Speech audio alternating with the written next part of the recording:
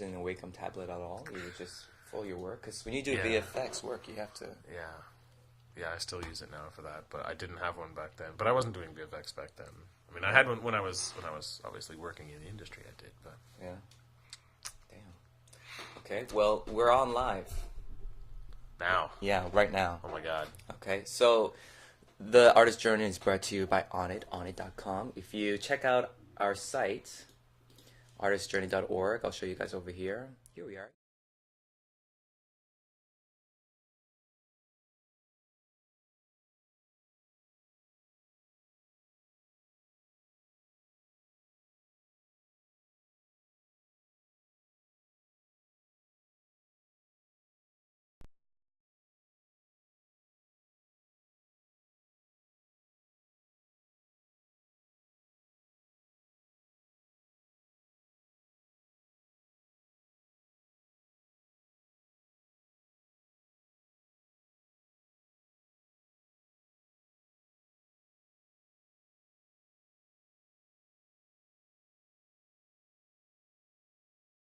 Here I am being silly again, not putting the mic on. Okay.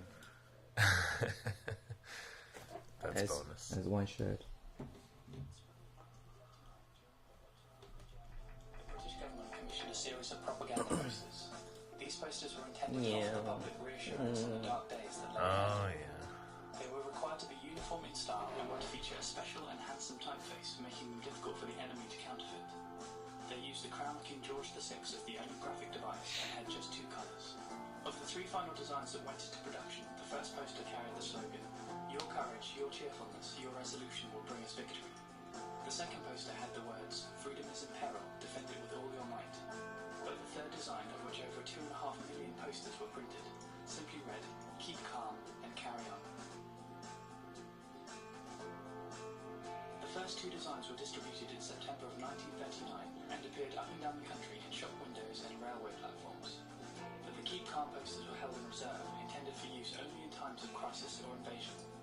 In the end, the poster was never officially issued, and it remained unseen by the public until a copy turned up more than 50 years later.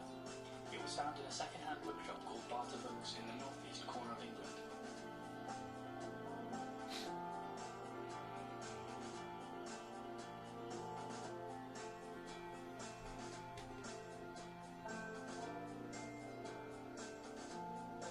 That looks like an awesome place. Yeah, no kidding. Train set in the bookstore. That's awesome. Which used to be a train station. Barter Books was begun in 1991 by a couple, Stuart and Mary Manley. The building used to be an old Victorian railway station. Huge rows of stacked shelves now stand in the place where the tracks would have been, but the station's old tea rooms and waiting rooms are still there. It was in 2000 that Stuart found the poster in a box of dusty old books that had been bought at auction. Mary liked it so much she had it framed and put it up in the shop till, and it proved so popular with the customers that a year later they began to sell copies. Since that time, the poster has been reproduced, parodied and trivialized, and has become a truly iconic image of the 21st century. It is hard to say exactly why such a phrase from a bygone decade would have so much appeal and resonance now. Its design is considered simple and timeless, and now commonly recognizable. However, it is perhaps the words on the poster that people find most enchanting. Like a voice out of history, it offers a very simple, warm-hearted message to inspire confidence in others during difficult times. And it's something that should never fade from fashion. To keep calm and carry on.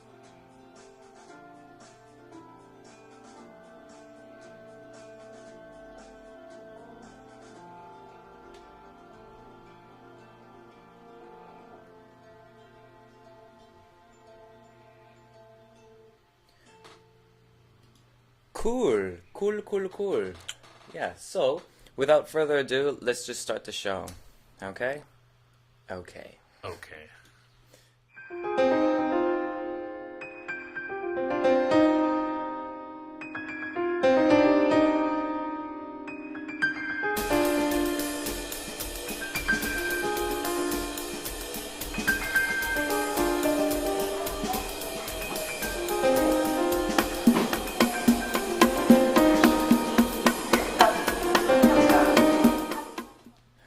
Okay, welcome everybody.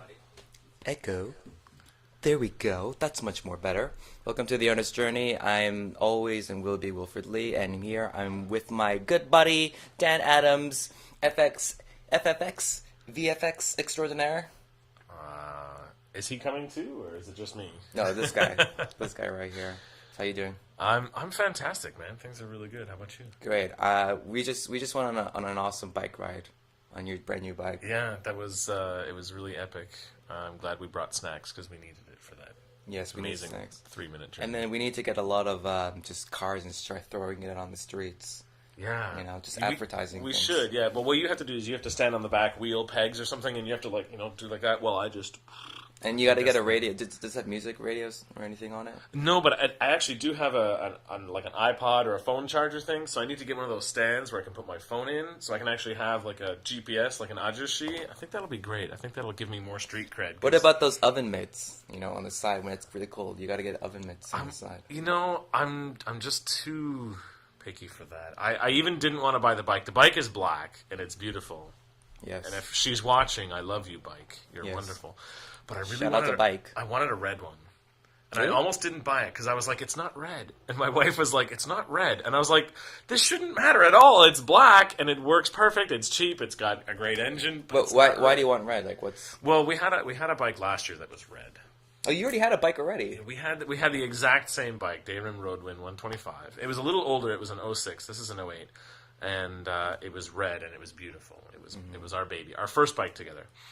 Which is a big thing. I think that's it. That's a Yeah, really it's big always deal. the first pet or the first bike. Exactly. And we were obviously not married back then, but we had this little bike and she was wonderful. And we went to like Muido Island in Incheon, camping all the time. And we Well, took her you biked all the way there.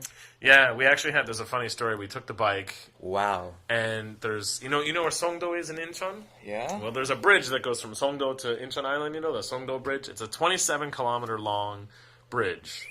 And you're not allowed on it with bikes. And there's a sign about the size of this room that says no bikes allowed.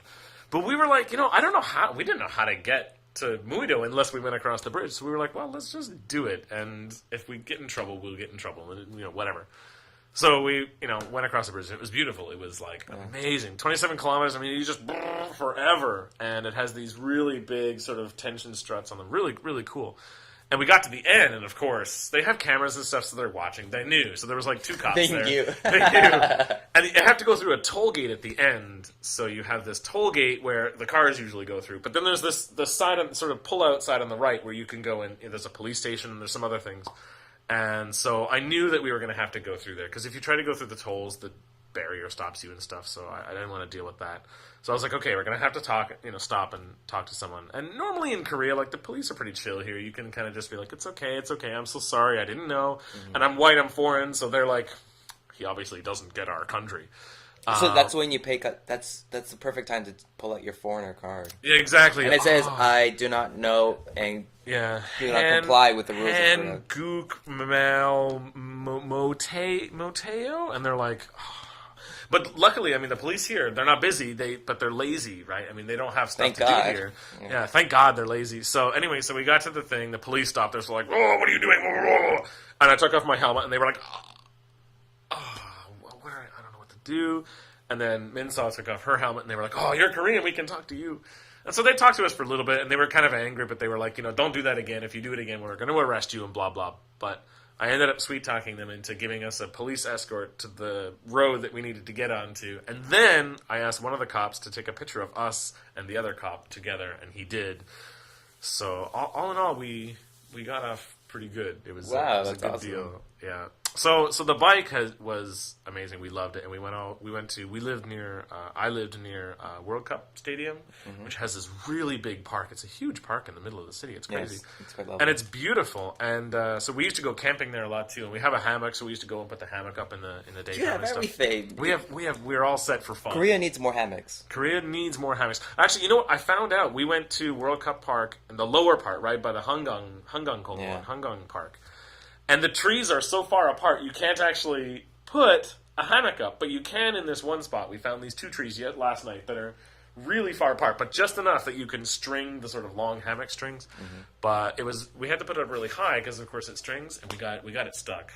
So I had to actually like climb up the tree and get the. How high was it? I mean, it was high enough that it was like, you could barely touch it with your fingers. So but did you have to like climb up to the tree to jump onto the hammock? Was the hammock like this straight? Well, we so tried. tight. Okay, so if you don't know, the hammocks are connected by a long sort of nylon cable. Not cable. It's like a rope, and it's got a loop in the end. And you basically you loop it around one end, and then you connect it to your hammock. Well, that works most of the time pretty well. But the problem is, sometimes it's not quite the right length, so you have to like loop the the fabric around once to make it the right length, so that your bum isn't touching the ground and stuff. So we had done it in a way that as we were swinging and stuff, it tightened the rope on. It basically tied the rope onto a branch, and it was so tight because we were sitting there for a couple hours or whatever, and it was so tight that we couldn't get it off, and it was really hard because it was up at the top of my reach, so I couldn't really I couldn't get any angle on it. So I ended up having to take the other rope and like making a loop out of the other rope, standing in that, and sort of propping myself up and using her toothbrush. It was a You used your fiasco. toothbrush? It was a ridiculous. You were trying to do everything you could do after watching so many episodes of MacGyver. It was. I was MacGyvering. Toothbrush. A Okay. And who has a toothbrush? My wife was like, "Oh, here you go," and I was like, "What the hell? How do you have a toothbrush with And you?" she smiled at you. Ding. Yeah, she was like, "You can use this." Yeah. But I don't have any toothpaste. But I'm no all out of toothpaste. Yeah, we have no. That wouldn't have helped either. But anyway, it worked. I jammed the toothbrush in there and jimmied it out, and I think I broke her toothbrush. Don't tell her. But What's the moral of this story? the moral of the story is Korea does not like you to have hammocks in their parks. But if you find the right spot, you can. Just be careful. Yes, and with the motorcycle one? And the motorcycle, I love the motorcycle. So If you're the foreigner, you take off your helmet. If your girlfriend is Korean, leave it on. If you ever get stopped by the cops, just take off your helmet if you look foreign and just pretend you don't know any Korean at all and just say, it's okay, it's okay, it's okay, it's okay, it's okay. And 95% of the time, I think you're okay. Yeah, and then do your best Peter Venkman. Yeah. Just get out through any situation, right? Exactly. We came, we saw, we kicked his ass. Yeah. Cool. Yeah, so, by the way, congratulations on getting married. Thanks. It's wonderful. We're legally married. Korea is a weird place. You get, like, legally married at, like, the guchung, the local office, and it's just like you sign some papers. I actually didn't even need to be there to be married. She just, like, put my numbers in and... Your phone number? I was like your email, and that's it? Exactly. They were like, Really? who are you marrying? Okay, this guy. I didn't really need to be there at all. We got married at the guchung, and we actually did that February 14th, which is romantic and cheesy and silly. But and easy to remember. That's what I figured, you know. Yeah. You'll remember one or the other, and you'll never sort of have a problem. But we actually have our ceremony on April 14th in a month or so. So that will be really exciting. But that's more for her family. Because, of course, my family is not really going to be here. My sister's going to be here, and my dad's going to be here. But, my side of the... It's going to be very, very small. Just some friends and stuff like that. Do you ever plan on doing two? Like one here and one back home? Well, I thought about it, but actually, my sister lives in Vancouver, which I'm not from. I don't know anybody else in Vancouver. Mm-hmm. My mom is in Texas, and I'm not American, so I can't get married there legally. I mean, I guess you could, but I don't know how that would work. Vegas! Yeah, exactly. Vegas. And then my dad is living in Malaysia for a couple of years, and then going back to Texas later. So he's, we're just all over the world, and there's no point. I mean, I could go back to Calgary and get married, but I don't know anybody there in Canada anymore. So we were like, it's okay. And the Canadian government, of course, recognizes our marriage here, so there's no legal problems there. So we just figured we'll just do it once, because I don't really have any more. I mean, all my family is so spread across Canada and America and stuff. It's just... Why don't you do a Skype marriage? Skype it up. Skype marriage? Well, actually... Have a conference call, like on Google Hangout. We plan to actually stream our wedding, because my mom can't travel right now. She had a stroke last year. Mm-hmm. So she can't travel, and so she can't come to Korea. So we're actually going to have my laptop's going to be there. We're going to stream the whole thing for her. That's so great. She can see it. Yeah, and man, Korea is set up for marriages. As crazy a country it is sometimes, they're set up for marriages, man. They're really good. The wedding hall we got is really beautiful and really nice, and they sort of, it's kind of factory-ish. You sort of go in and take your turn and go. But but the wedding photographers, we had excellent wedding photos taken. Really, really well done. They look brilliant. Yeah, your profile pic was very cute. Yeah. Were those your pajamas you guys wore? Those are yours, right? Those are ours. Yeah, sometimes... couples wear like couple shirts or something, but we didn't have any couple shirts at the time, so we were like, well, we have these pajamas that my sister sent us for Christmas. We're like, okay, whatever, these stupid like onesies with the you could get the bum hanging out kind of thing. Wow, that's very coincidental that your sister, like, in Canada, gave you couple wear for people who always wear stuff in Korea. Right, well, she actually bought the same pajamas for everyone in our family, for her, my dad, my mom, and us. So we actually have a whole bunch of them. We have 5 of these pajamas. And we love them. We thought they were really great. We don't wear them because they're too hot to wear anywhere. But they were really awesome, and we had to thank Heather a lot. Too hot isn't styling. Yeah, they were too hot for us. Yeah. We were not styling enough for that one. They just looked too good. But we brought them to the studio, and they were like, "What are you wearing?" They thought I was crazy because I just kept changing every photo they wanted to take. I was like, "Okay, let's do this instead." So I think I drove them a little crazy, but it was really. And now I play League of Legends with the photographer because he's Korean and he played League of Legends and so you found you. So now I got. Can I take a picture with you? Yeah, exactly. Now I got a buddy to play with there too. Awesome. But yeah, it was really fun. Great. Wow. Well then. Well, let's recap a little bit now. Yeah. Okay, so first of all, we met a while back during the workshop. You were doing a presentation about VFX and about how easy it is to... People don't really have a very clear sense of what it is. Like, it feels like a very far distant land. It's hard to travel to that space. I think people are scared of it more than anything. They're just scared to get into it, and they're scared to, like... Or maybe they're just intimidated by... Hollywood VFX, which is a completely different monster. I mean, Hollywood VFX is it's a beast, unbelievable, right? I mean, like that's just crazy. Chulu. Yeah. I mean, nobody can afford that except for Hollywood, and nobody really can do it, like they can anyway. But for independent films and for indie films and stuff, I think that VFX is really, really attainable, and I think mostly I want to do that because people just don't know what they can do with a little bit of effort, and you need some training and stuff, but it's not as scary as a monster as people think, and I think that was the message that I wanted to get across. So how did you get involved with VFX? Well, when I was in high school, I found the internet, and I was like, oh my god, this is awesome. So I started doing web design, and I would do web design for friends and family and that kind of stuff. Did you do like glitter emoticons, like glitter gifts and stuff for your friends, rainbows and cats and unicorns? As soon as I found like GeoCities and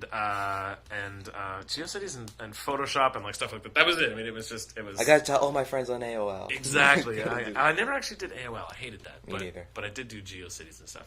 Anyway, so I got involved in new media through web design, and I went to school in Lethbridge at the University of Lethbridge where they have a really good new media program.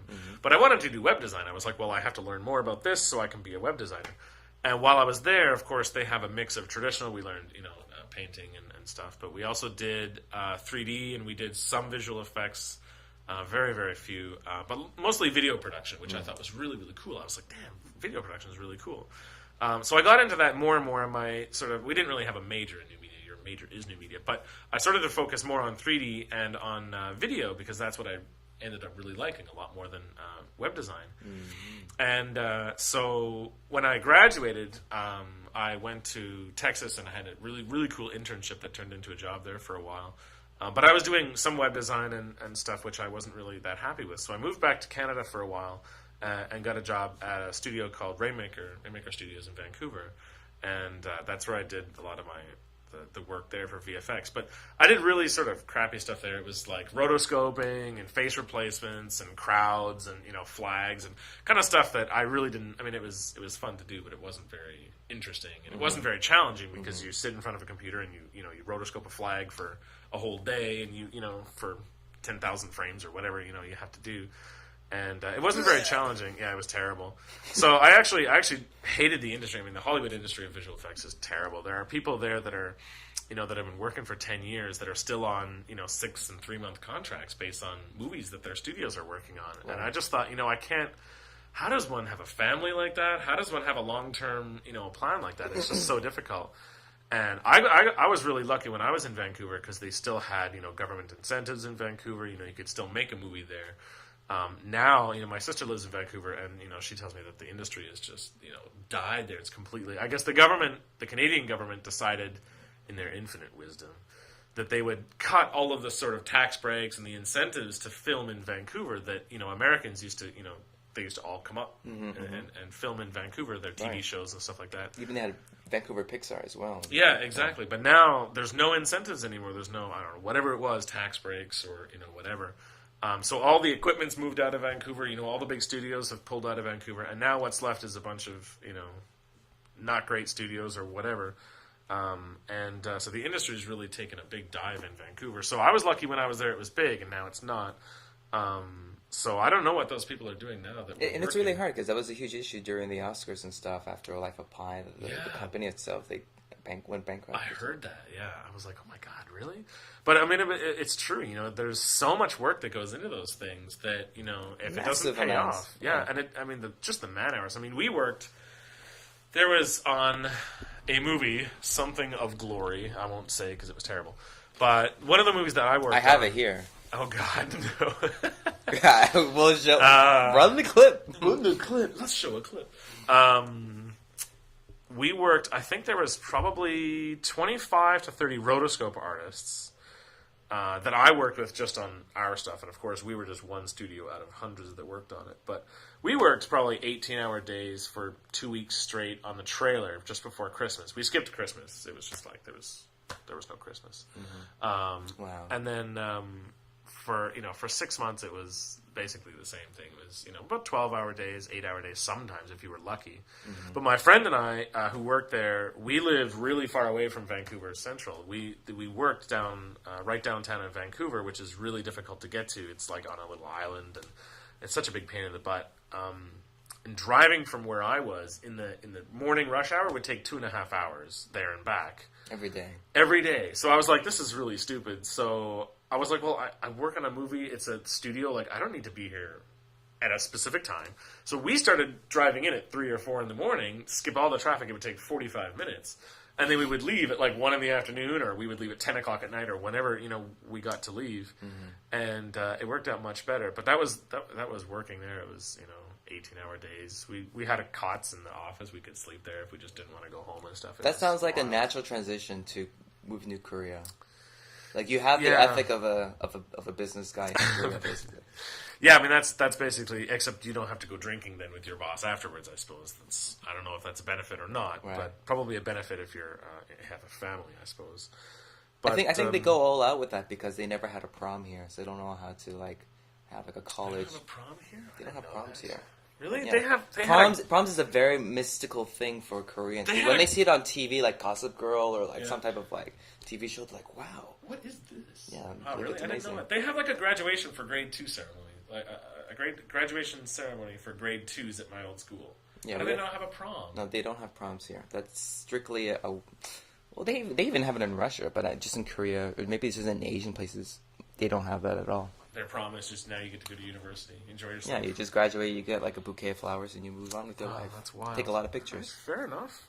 I love Korea though, so that's okay. Huh? Yeah. So then, what was the transition from there to here? So I quit my job there because I was just, my soul was destroyed, and I was like, this is really not worth it. And the money was good, but it wasn't like, I wasn't going to be able to do that for 5 years and then retire or anything. Like, the money was not that great. Mm-hmm. So I then moved to Australia for a year, where I basically did nothing. I worked in an internet cafe, like a PC button that my friend owned. Nice. And did a lot of bodyboarding and surfing and stuff, which was fantastic. Wow.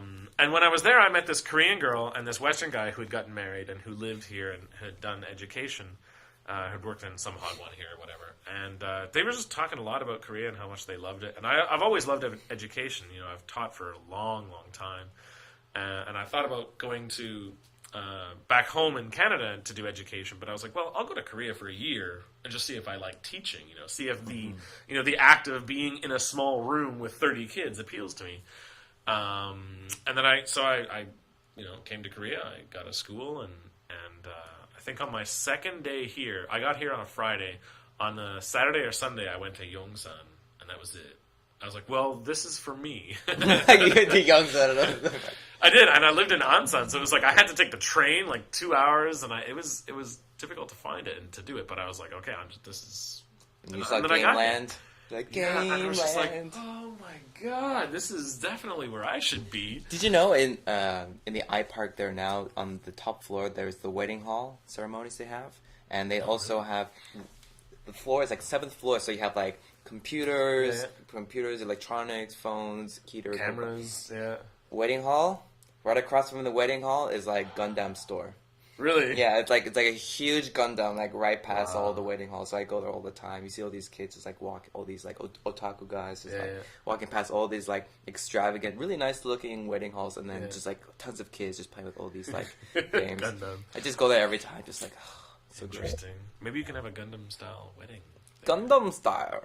Yeah, Gundam. Yeah, I would love to. Gundam style wedding. That or Hello Kitty. I think you probably can do that. Or Goodbye Virginity. Yeah. See you later. See ya. See ya. Wouldn't wanna be ya. So then, so then, what you were doing here first was like kind of like the initiation, right? You were teaching English and stuff, and then after that, you went back into doing VFX now, right? Well, when I was teaching, I mean, I still taught up until just recently, until February, and I just finished my contract, and now I'm not teaching, but. Yeah, I was teaching and I was enjoying being here, but I was bored as hell in nighttime. You know, it was like there's only so many video games I can play, and I was like, what am I going to do? And I was living in Incheon, in Songdo there, and which is a really nice place, but there's not that much to do. Like there's you know the regular like beer and hof, but I don't drink, so it was like, well, what am I going to do here? And so I started doing more web design work, which I've always sort of done since high school. And I was like, you know, I like web design, but I really kind of want to do more visual effects stuff. And a friend of mine who was in sort of the same program as I was, he was like, hey, man, I'm going to learn After Effects. You know, do you want to learn After Effects? Because I'd never really worked with After Effects since school. You know, we worked in Nuke and other stuff. And so I was like, well, I'll learn After Effects. That sounds cool. And so him and I sort of bounced back and forth every month. We'd do a project or whatever, you know, just here and there. That's cool. And I had no idea how powerful the tools were. You know, I was basically like all the filmmakers here. I knew about visual effects, but I didn't really know how powerful, you know, the sort of commercially available products were. And so that's when I got into doing more of it. And I saw, I mean, the internet really was the big thing. All the websites and tutorials and just like, you know, the how-to videos they're immense now. There's so many of them. So that's sort of how I got back into it. And then, then I found the Filmmakers Workshop, and that was it. Oh, yeah, so you definitely made a huge influence on this film community here, because, you know, like I've talked with Sonny and Paul and, you know, James as well, and just having those small details about having, you know, very subtle points of putting VFX can make a huge difference. Yeah. Like you mentioned before, having the smoke in the gun or something like that adds those little elements that it's really changing a lot about what's going on here. That's good. I mean, I think that's really important. And Sonny and I actually had a really big conversation about how to improve people's movies. And you know, he was on the other side of me. He was sort of saying, well, technically the movies are getting better, so we should not focus on that. We should be, you know, talking about story and, you know, character development and, you know, that sort of thing. Which I thought, I mean, I'm game with that. That's cool, but that's not my area. I have no idea how to tell people how to make a story. I'm completely idiotic at that. Needs more cowbell. Yeah, and we need more cowbell. So I was like, well, that's great, but what I can bring to the table is, you know, more about the visual effects side, how to sort of polish what you've got. So, because technically, even since I started last year, people have gotten a lot better. I mean, Sonny's stuff that he's been doing has gotten so much better in the last year. It's incredible. And, you know, I've seen other people do sort of similar things, and now I think it's at a point where the sort of you know, angles, framing, you know, dolly shots, all that kind of stuff we can do. You know, the people here can do that now. But what they were missing were things like proper titles, you know, title sequences, or, you know, logos. All the, you know, the logos and stuff have, you know, hadn't come anywhere. So that's where I came in and I said, look, guys, you know, I can help with this, and, you know, this is what I think is good, and this is what I think is bad. And I think mostly the criticism that I've given has been taken well, and I hope that it continues to. But now I don't know what's going on with the Filmmakers Workshop, because I was gone in Texas during the last one, and apparently it was canceled or whatever. So to be discussed, to be continued. Yeah, we'll have to figure that out. And I'd be interested in, you know, still doing it. I think that's really important. But it's the consistency that's pretty important to get things going and get people updated, because maybe it's just about, you know, how often people are doing things to share along with everybody. Maybe, yeah. So I guess we'll have to keep our ears open for what's going on with that. Yeah, something on Facebook perhaps, who knows? Yeah. Yeah. So what are your essential goals later on with what you're doing? Like, what do you want to do? Do you want to get more into movies or more into gaming or anything? I mean, I would like to have a bigger role in movies. I would like to direct. I think directing would be interesting to me. But I think it's so far out of my skill set that it's like me saying I'd like to be an astronaut. I guess it's not really what I'm comfortable with. It's not really what I'm good at yet. But I think that eventually getting to the point where I'm, sort of.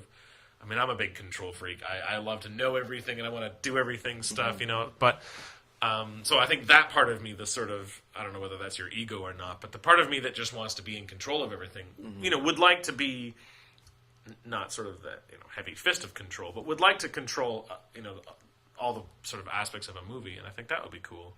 But for now, I'm really happy just doing visual effects for people. I did the visual effects for a few of the films here, and I just had a blast. It's not that time consuming. I could still have my full time job and do them and that sort of thing. But going into the future, we have Sons of StarCraft, the documentary that I'm editing, and doing the visual effects. Well, not really visual effects, but the post production for. And I think there'll probably be another documentary next year or later on this year if we sort of. If Sons of StarCraft gets enough and we get support for that. So, I mean, if that takes off... How's that going, by the way? Sons of StarCraft is going. It's in the last sort of phases of post-production now. We've got all our footage done, and we're just trying to put, 120 or 90 minutes together and just, make a movie.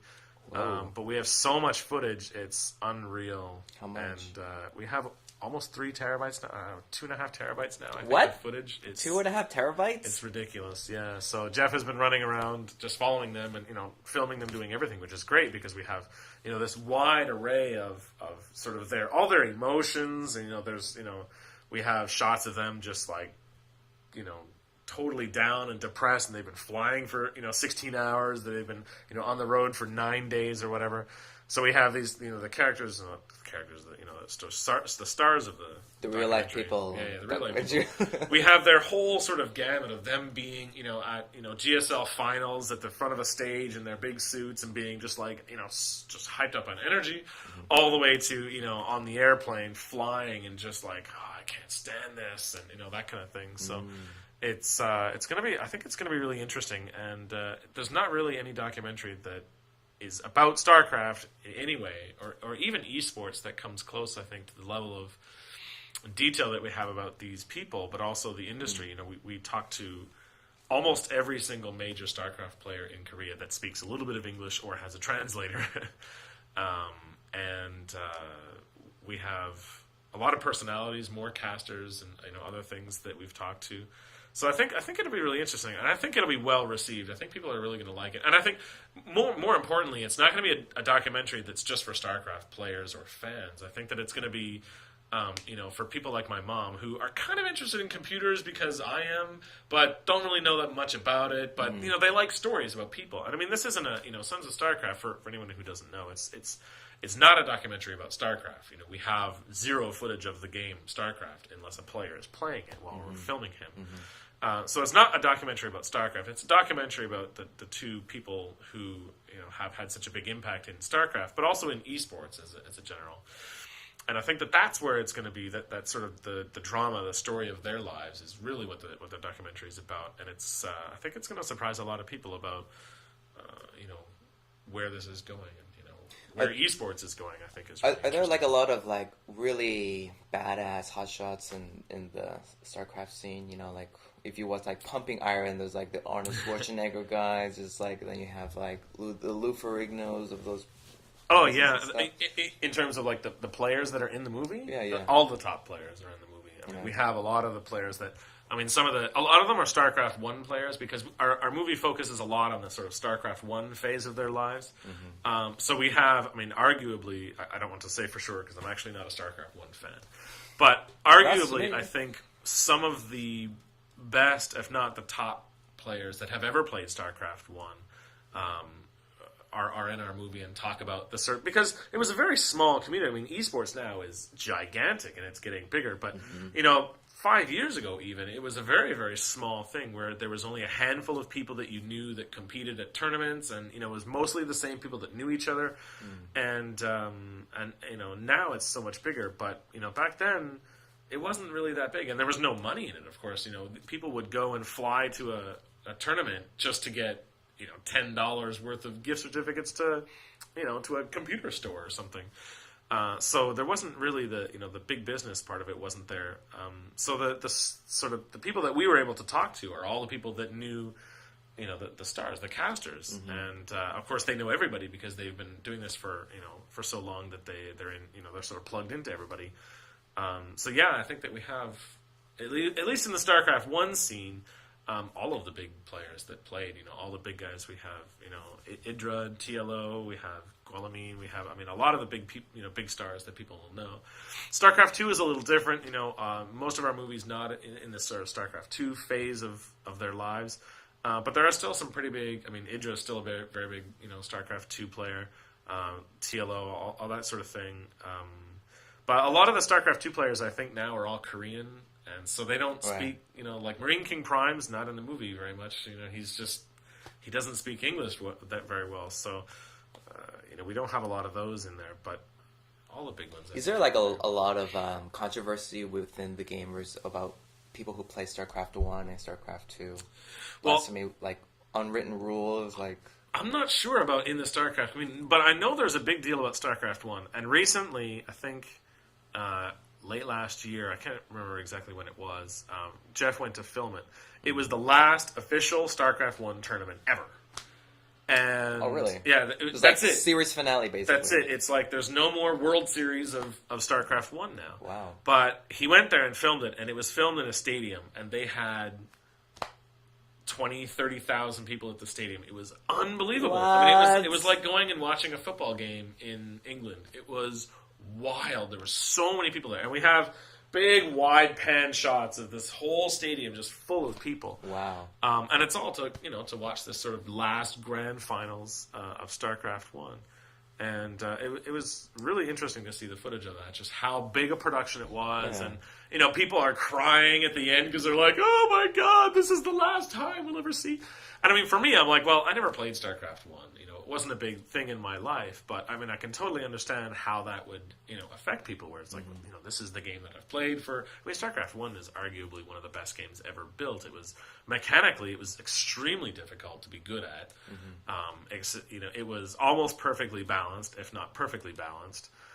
So that sort of, that edge of the competitive spirit may never be achieved again. They're still in StarCraft 2. They're still balancing stuff. All the time they're going back and forth and balancing stuff. So we never know really when that will end. And if StarCraft 2 will ever be as good, sort of, as StarCraft 1 was mechanically, if it'll ever be as perfect. So I think that's the big controversy: is why did StarCraft 1 have to die? It was perfect. And it's not, do we need StarCraft 2? Do we need StarCraft 1? We can only have one or the other. I don't know. But I think StarCraft 2 has a lot more appeal just because of the graphics. It's very hard to sell StarCraft 1 to someone like me who never played it, because I don't want to play those graphics. I don't want to be, but to the, to the hardcore gamers who have played it, they understand the game so well that it's hard to let go of that, I guess. But people move on.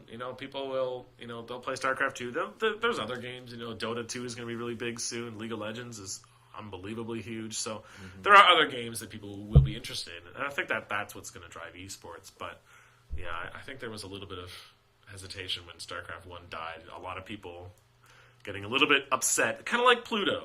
And maybe we can talk about Pluto later, but I don't understand people getting pissed about Pluto. Pluto schmudo. Yeah, I tell you, Pluto doesn't give a shit what we call it.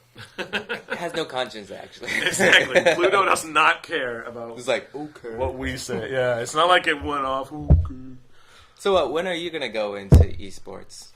When am I going to go into esports? Yeah, playing? Yeah, you're going to... I suck at games. I love games more than anything. Except my wife. Except my wife. I love my wife very, very much. And my new bike is really cool.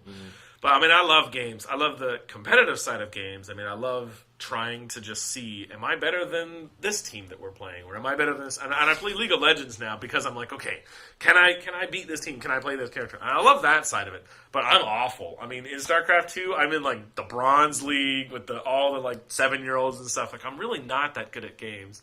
But if there was an e-games tournament for League of Legends or something. Well, there is. League of Legends has a huge esports So why didn't you get in on that? Because I'm not good enough. I'm terrible. I'm in the. I think I don't know what leagues they're on now, but I think it's like the Bronze League of League of Legends too. Okay. I mean, it's just not my focus, right? I can play League of Legends for an hour, and then I'm like, God, I'm fucking bored again. What am I gonna do? I don't know whether I got bad OCD. I don't know whether I got really bad, other things. But it's I can't play for that long. And I mean, a lot of people don't get esports. The sort of the players that play and compete. I mean, that is their full-time job. They literally practice 18 hours a day or, 9 hours a day or whatever it is that they, their coach tells them or whatever. But, we went to, as part of the StarCraft documentary and other things that we've been doing, we've gone to a couple of the team houses here in Korea. Mm-hmm. And they're crazy. I mean, it's just this big apartment. One of them is this big apartment in a nice area of Seoul. And all it is just banks of computers, just like 8-10 computers in the room. Wow. And just players just playing all day, and it's really wild, and it looks great. And most teenagers look at it and they'll be like, "Wow, that's so cool." But I can't imagine doing that, playing. And I mean, people who do it, they love it. If you talk to Dan or Nick, the casters they were programmers before they were casting. They love it. They would never, they couldn't think about doing anything else. They really do love it. But for me, I get too bored too quickly. I'm just like I'm in the middle of a tournament, all over the place. Yeah, I'd be like, I'm gonna go and get some peanuts or something. I'll be back. By peanuts, I mean pee break. Yeah, exactly. I just can't handle that sort of the monotonous going back and forth. And I mean, I'm that way with everything. Even when I'm editing or if I'm doing visual effects, like I gotta have like 3 things open. When I'm web designing, oh my god, I get so crazy. I'll have I actually 5 need things at distractions in order to do work. Yeah, like, I need a forced distraction there. To do I'm the exact same way. A lot of my friends are totally opposite. They need like totally distraction-free zones, and they need like no music or anything. Mm-hmm. Man, I gotta have a movie on. I gotta have like Futurama going, or like something that I don't have to pay attention to, but that's there, so that when I need to look over for 5 seconds, just be like, 5 seconds, yeah. Like I can't think about this stupid smoke right now. I need to. Okay, that was really funny, whatever, and then I can go back and work. But if I don't have that, I'll just be on Facebook, and I'll be like, oh, what's Facebook? Oh, there's a link to a YouTube video. Oh, there's another link to another YouTube video. And I'll just do that. And then you're just at that weird part of the internet again. Yeah, and then it's like 5 in the morning, and you're like, I'm sweaty and I haven't eaten? Like, what is going on? Where are my pants? Yeah, what happened? What happened to my whole day? So I like that distraction of having my, one computer with a TV on that I can just watch whatever. And it just has to be on in the background. It doesn't need to be... I don't necessarily watch it, mm-hmm. But I'm that same way. I need that distraction. Otherwise, I think that's maybe one of the best assets of being in Korea then, because Korea is like a huge distraction everywhere. Yeah. It's like walls of noise, especially when you like Myeongdong or Gangnam. Yeah. There's like people and mics, and you like do all these different things and stuff. And so much stimuli going on everywhere you go. Yeah, it really is. I don't know. I've never been to New York, but I really think that Seoul is the city that never sleeps. You can go absolutely any time of day, anywhere, and do anything you want. Almost anything except shoot a gun, because you get shot. Yeah, it's not so good. Did you hear about that? What? Some guys got shot in Itaewon. What? Yeah. Foreigners? Yeah. Yeah, figures. Yeah, what happened? That's why I don't go to Itaewon. What? I was there last night. What happened was a couple of army guys, a private and a general or something like that. They were in a car and they had air guns and they were shooting it at people. Oh, I did hear about the air gun. Yeah, that's right. Yeah, and then the people were complaining. The cops, went to go after them. They took off. Cops got into a taxi. The cops got in a taxi? Follow that guy. Got in a taxi.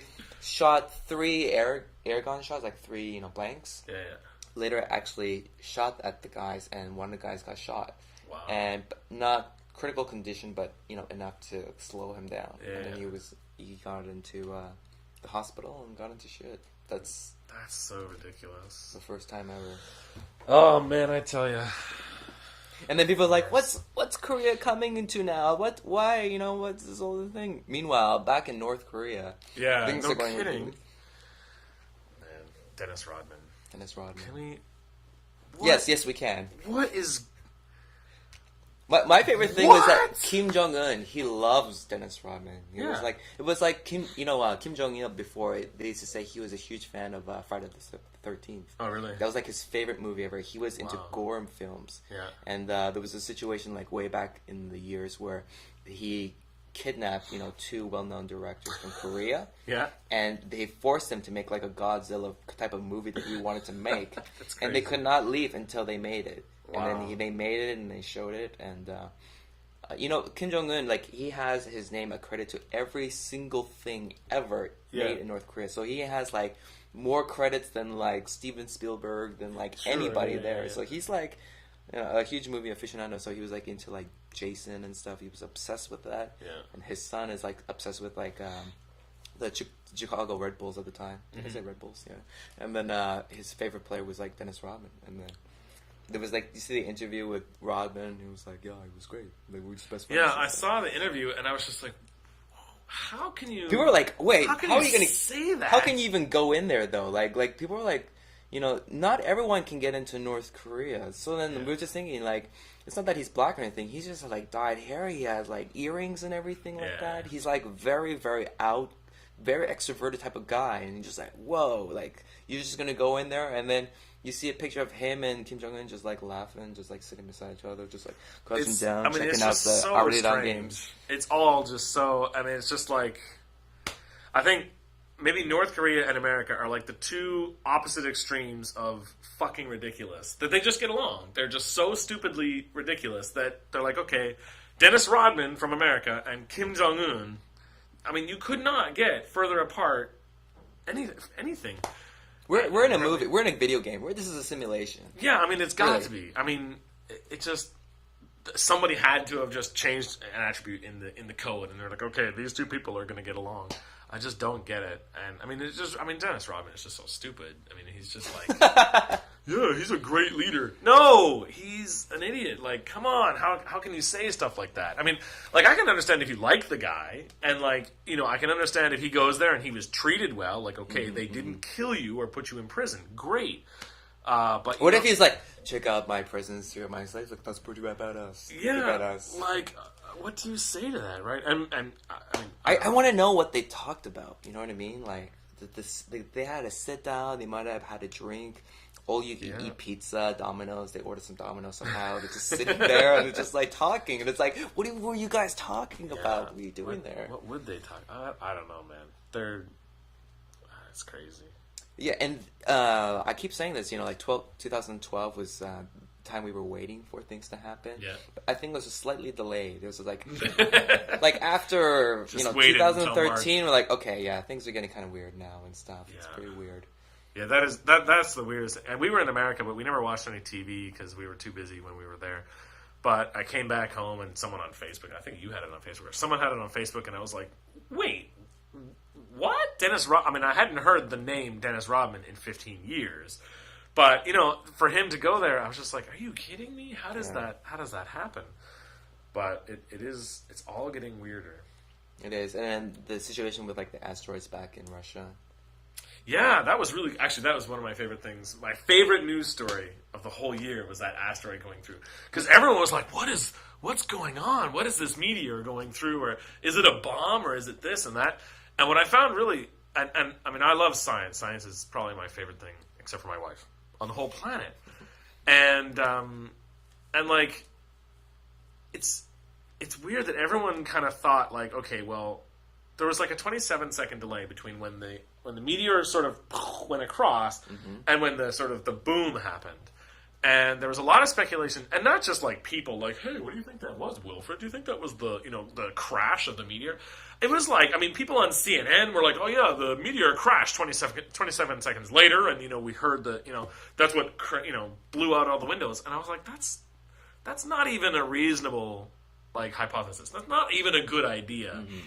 And I found it really strange that everyone had sort of all this sort of wild speculation about what was going on.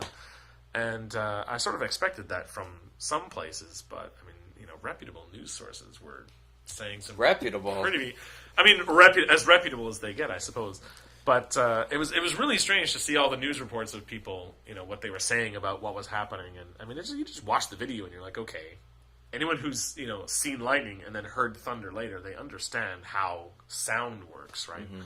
But apparently not if you're at, I don't know whether it was Fox or CNN or whoever it was. Maybe it was just The Onion. Maybe it was The Onion giving me my news and I forgot that I was watching The Onion. I don't know, but it was...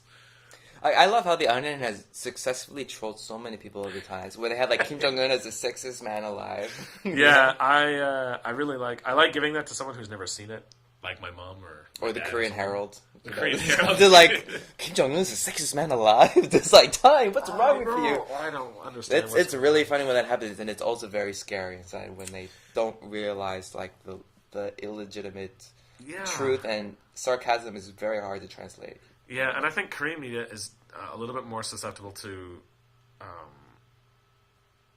bad journalism. Maybe? You mean trolling? Trolling, yeah, to that. And the worst thing that I saw was obviously the video, the foreigner video that they had on, I think it was NBC. The scary truth about foreigners. And I mean, stuff like that. Korean media now. I'm just like, I don't want to know. I can't watch it. There's no point. It's just, how can you trust any of it? So yeah. Yeah, it's really weird the things they do here. Like I always talk about before, how once they banned pornography here, it was like a huge issue for guys, and there was this one Korean guy who was like trying to appeal the legality of it, and he was such an ajushi guy. Yeah. And then the music was like very patriotic in the back. Someone like edited it, and then he was like so cool. He's like, "We gotta get porno back. Like, what are we gonna do every day with our lives? Just gonna be drinking and stuff like that. I'm so like virility. Come on!" He's like freaking out and stuff. And then it makes no sense because I understand why they did it, because it's to not to vilify or like to ruin the minds of young children and stuff. But the thing is that they're trying to ban porno, but there's tons of room salons and like brothels and everything here, and what all that's going to do is going to raise the revenue and the profits and all that for that. Well, porno is long gone, and that's probably a safer route for guys than to go out and do things like that. So yeah, well, it's a weird system they got going on. Definitely, and I think actually there was an episode of Penn and Teller's Bullshit. Have you ever seen that show? Yeah. Really good show, and they talked about pornography, and I think it's really strange. Like, government decisions don't ever make it really any sense, but the idea of banning something because people want it is really a stupid idea. I mean, men have needs, they want to use pornography to, satisfy themselves and stuff. And I totally get that. And a lot of men, they don't have wives, they don't, have sex regularly or whatever. And so, they need that. And my question is, the violence level in Korea is so low that we're very safe and we're very happy here. But, what's going to happen in the long term if they keep getting more strict about that sort of thing? What's going to happen to the sort of rates of... I mean, we're still getting, rapes, and, we're still getting a lot of sort of sexual harassment and, molestation and stuff around here in Korea. Which is very high, actually. It is extremely high, yeah. It's like the same ratio of, like, the 1% getting all the money and people, like, not... all the money distributed. It's exactly pretty much the same rate. Yeah, it's really, really high here. And I think, to some degree, some of that is just, I don't want to say natural, but it's certainly normal in a lot of different countries, poor countries, rich countries alike. There's a lot of that. But in a country like Korea that's so connected to the internet, it seems really backwards to sort of take away that access. Even if it's for pornography. I'd much rather some horny ajushi in his dirty apartment jerking off to some whatever he wants on the internet. That's a lot better than him roaming the streets with a big boner looking for, sitting in the subway. Yeah, exactly. That just doesn't seem like a better solution. And it's, and I know the government doesn't really get to think about it like that. They're trying to do whatever they are. They're very conservative, and then they're just trying to keep the, mental purity of whatever. But that's just not the universe that we live in. It's not the place that we live in. So I can understand to some degree why they want to limit, I guess, some of that. I think that's probably good. And I think that pornography is an issue that a lot of people don't agree on, and people have a lot of strong opinions on. And I look at pornography kind of like alcohol or like tobacco or marijuana or something. I think the world would probably be better off if it didn't exist. But it does, and that's the world we live in. We have to sort of deal with that better than to just close our eyes and say, no, porno doesn't exist, it doesn't happen, it's not real, you know, men don't get horny or whatever.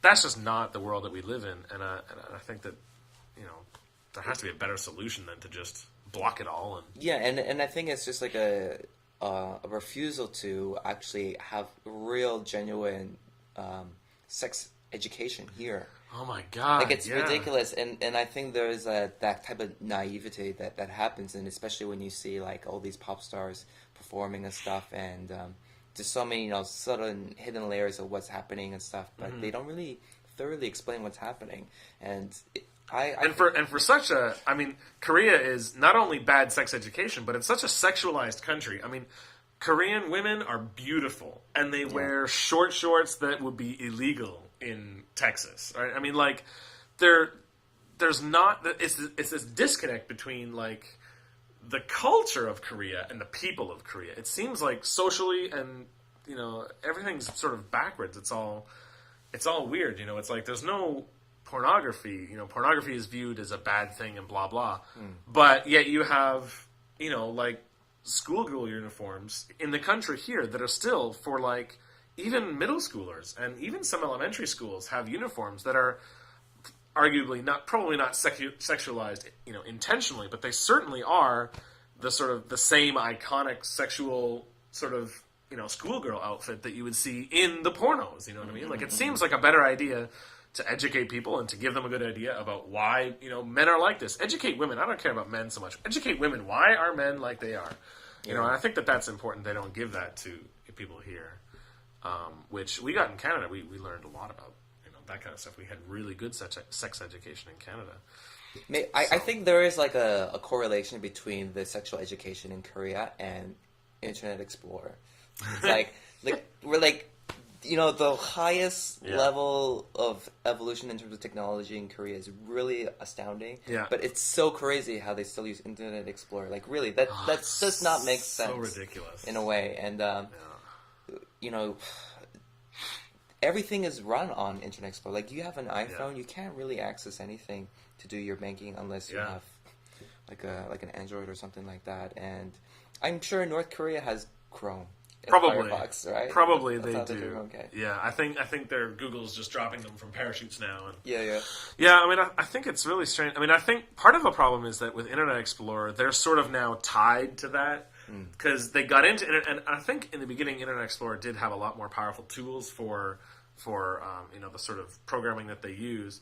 But now I think Korea's got themselves in a situation where the